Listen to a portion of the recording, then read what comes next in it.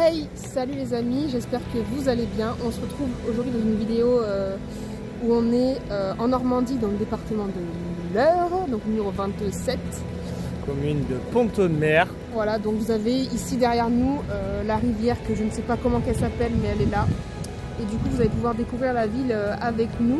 Donc c'est une ville anciennement médiévale. Donc il y a plein de maisons à colombage et on l'appelle, d'après sa tante, la Venise de Normandie. Si j'ai bien compris ce qu'elle a dit. Oui, car elle est traversée de long en large par différents canaux. Qui peuvent se faire en kayak. Afin de visiter la ville. Voilà, donc il y a plusieurs parcours de difficulté, je suppose, qui sont faisables. Oui, afin de traverser la ville. Et aussi là, ce qu'on a fait nous, c'est un parcours touristique, patrimonial. De découverte de la ville, donc il y a, bon, vous verrez dans les vidéos, il y a l'église, voilà, enfin vous verrez quoi.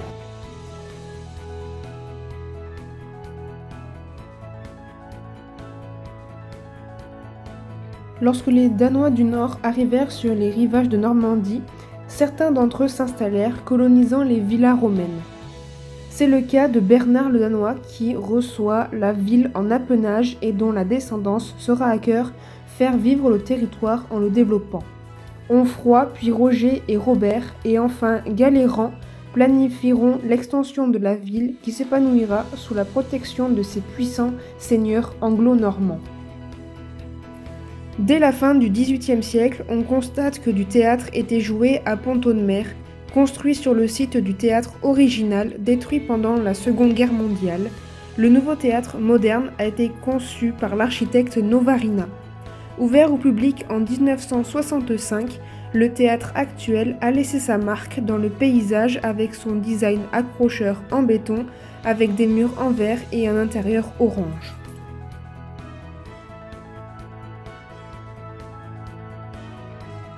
Le musée Canel, à la fois une bibliothèque et un musée très respecté, il abrite une impressionnante collection de 20 000 livres, documents et manuscrits ainsi que des peintures de la religion, des céramiques et des fossiles. À l'origine maison particulière construite au XVIIe siècle, la propriété fut offerte à la ville par Alfred Canel, républicain, humaniste et historien en 1876.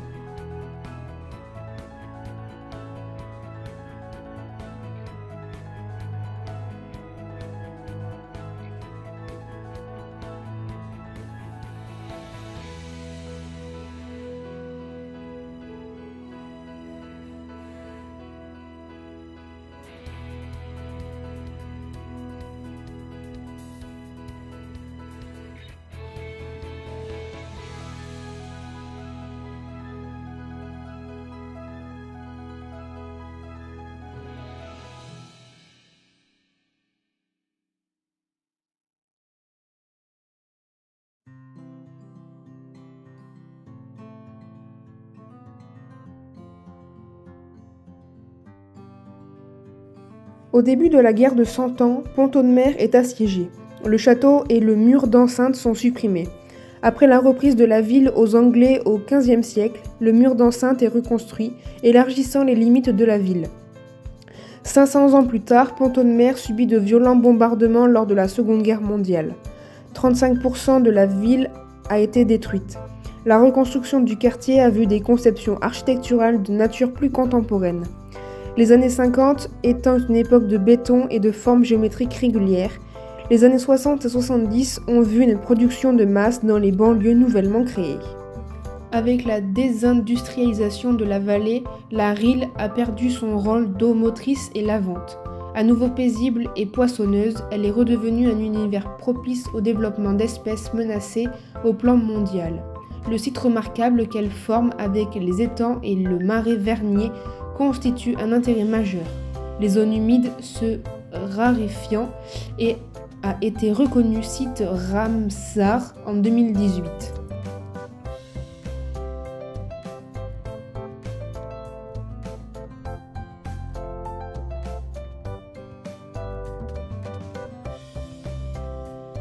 La rue Paul-Clémensin est un témoignage de la vie médiévale. On aperçoit à travers cette ruelle les maisons à colombage en encorbellement.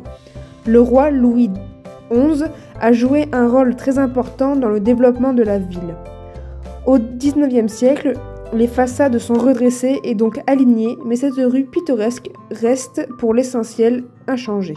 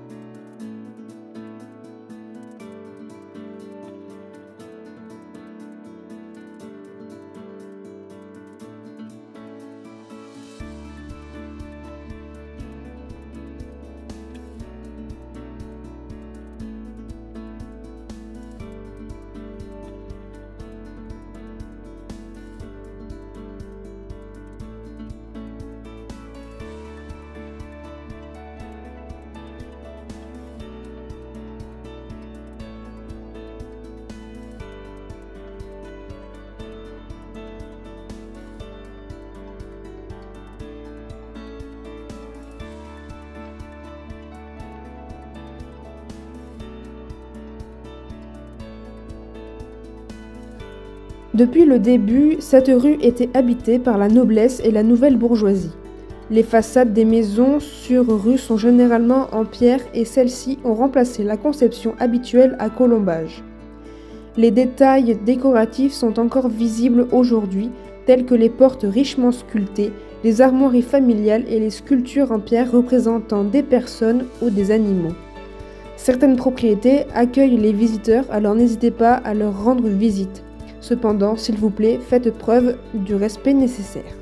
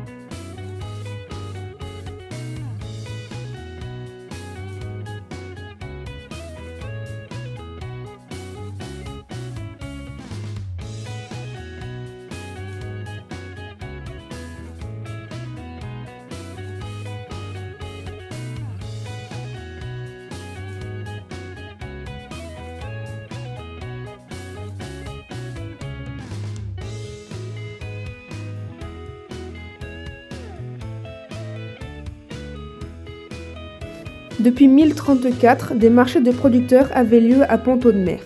Au XIXe siècle, des marchés spécialisés, légumes, volailles, poissons, s'installent dans différents quartiers de la ville.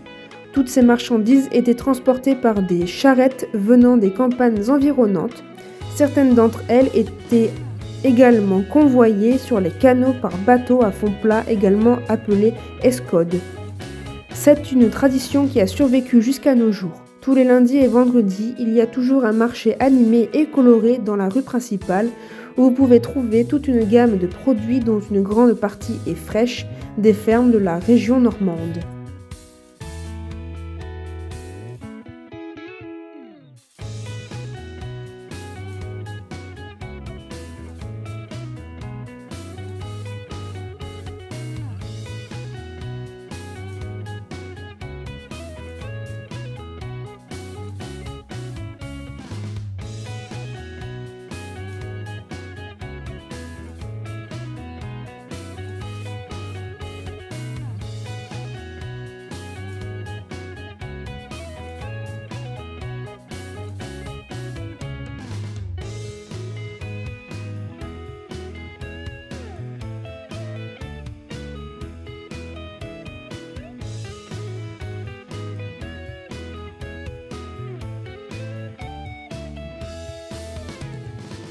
La place Victor Hugo est la place de la ville de Pont-Audemer et a toujours été pleine de vie. Elle abritait à l'origine la bourse aux récoltes et l'hôpital Hôtel-Dieu.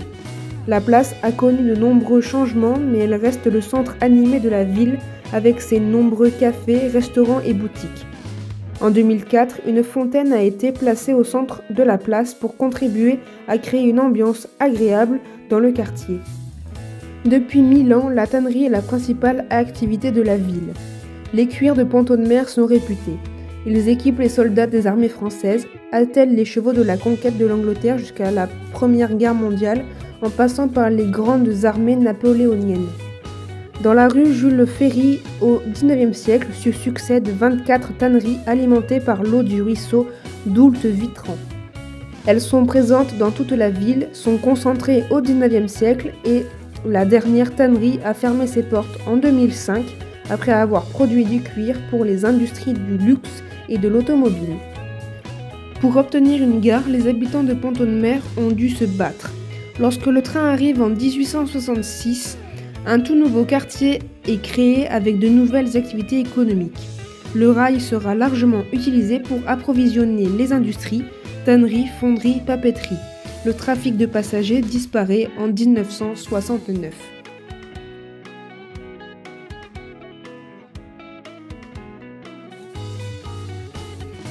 Distincte et complémentaire de la ville, de la banlieue et du village, Saint-Germain a toujours été étroitement liée à Pont-Audemer, dont elle était l'une des 4 paroisses.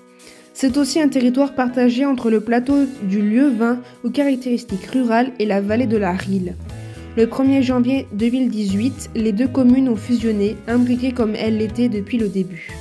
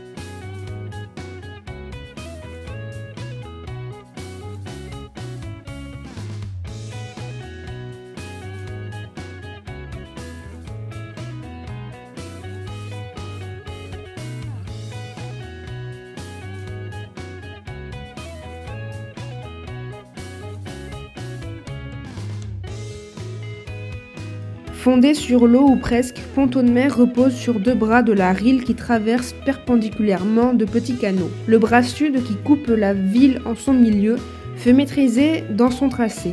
Le bras principal au nord, au-delà des anciens remparts, a subi des transformations au fil des siècles. De nombreuses maisons pittoresques sont fondées dans le lit même de la rivière. Jusqu'au XVIIIe siècle, les canaux étaient de véritables rues que l'on traversait sur des bateaux à fond plat, les échaudes servant au transport des marchandises et des personnes. Les rues et ruelles étaient souvent impraticables. De nombreuses ruelles encadrant chaque îlot permettaient à chacun d'avoir accès à la rivière, où s'effectuaient de nombreux travaux ménagers et artisanaux. L'économie de la ville reposait sur l'utilisation de cette eau omniprésente, à la fois facteur de richesse et cause de destruction.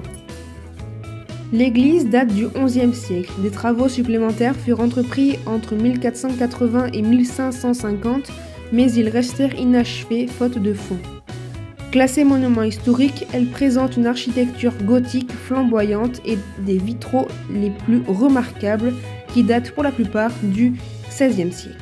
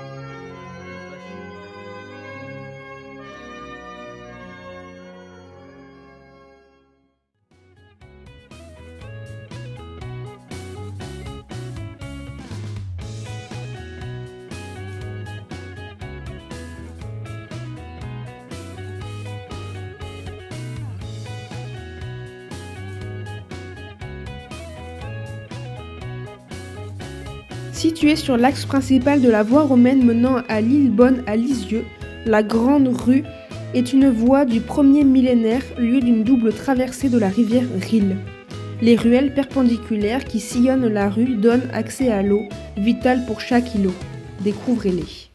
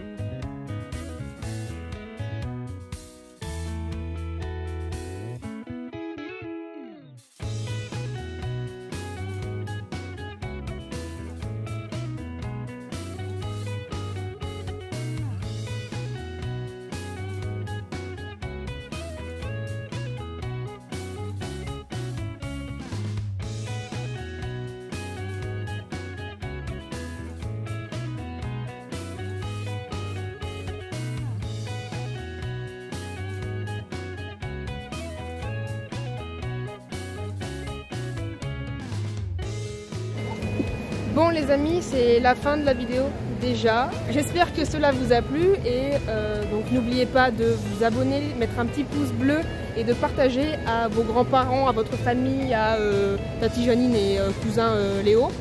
Dites-nous en commentaire si cela vous a plu, si vous avez aimé. Et puis nous on se retrouve pour une prochaine vidéo. Bye, bye.